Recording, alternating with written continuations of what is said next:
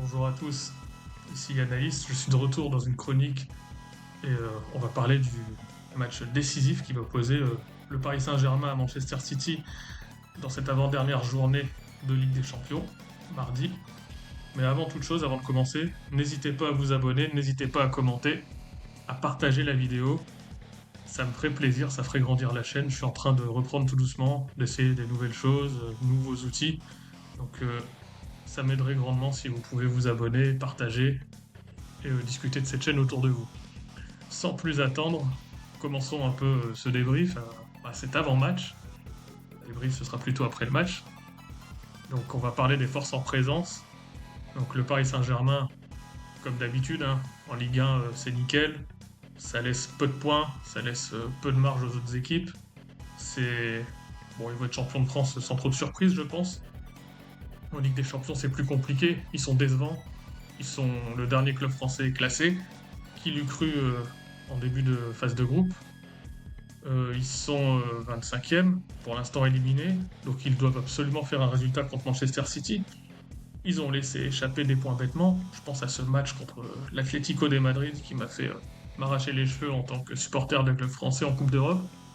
Donc Paris, 9 fois sur 10, ils doivent gagner le match. Ils marchent sur l'Atlético, ils se font avoir à la fin. Et un cruel manque de réalisme. Bon, je pense Dembélé, bon là il est un peu mieux en ce moment, mais supporter parisien, je pense qu'il vous a fait vous arracher les cheveux aussi, avec ses occasions ratées.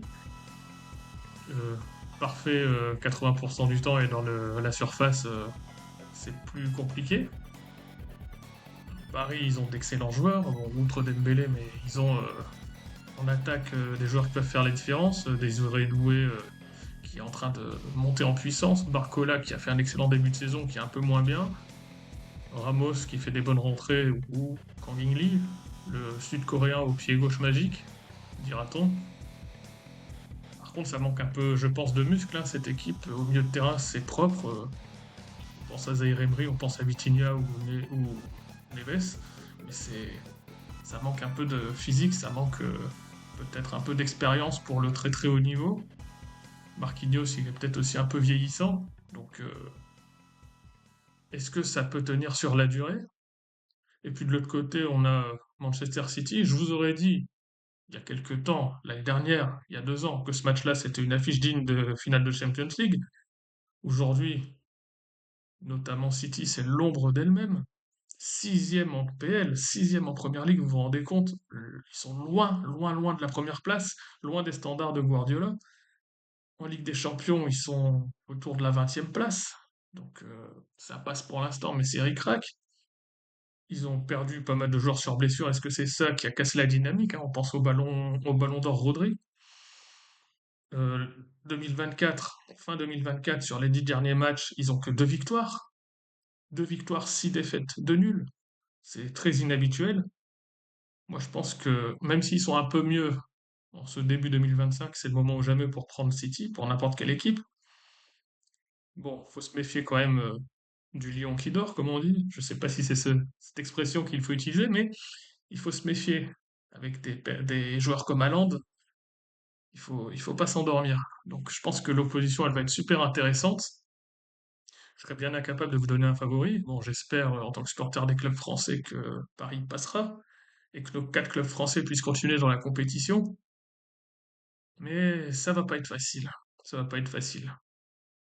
Donc j'ai très très hâte de suivre les 2 dernières journées de Champions League sur un format très inhabituel, hein, nouveau, une trentaine d'équipes, 24 qualifiés, les 8 premiers qualifiés directement en quart, les 16 autres dans un barrage qui fera office de huitième de finale. Donc ça va être euh, ça va être tendu, ça va être tendu. Donc je souhaite bonne chance au Paris Saint-Germain et n'hésitez pas aussi à me dire quel est votre favori pour la victoire finale. Parce qu'avec le parcours décevant de certains favoris comme le Real Madrid, je serais bien incapable de vous faire un pronostic. Donc n'hésitez pas à échanger en commentaire sur qui vous voyez remporter ce match, remporter la victoire finale. Et je vous dis à très bientôt sur une nouvelle chronique de Yanalyst. Merci de m'avoir suivi et n'hésitez pas à vous abonner. À très bientôt.